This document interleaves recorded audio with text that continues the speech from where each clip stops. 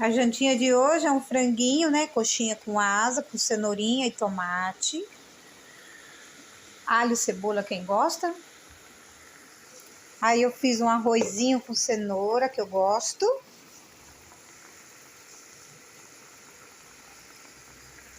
Quando a minha mãe chegar de viagem, ela já tem uma comidinha pronta. Um feijãozinho fresquinho, que não tem coisa melhor do que comer um feijãozinho fresco.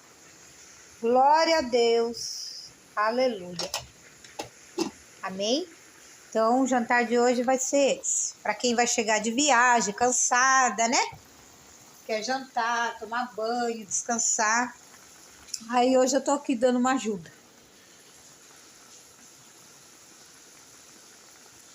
Amém? Hoje é nosso jantar abençoado. Que Deus abençoe o alimento de cada um, que o Senhor Jesus não deixe faltar nada na mesa de vocês. Amém.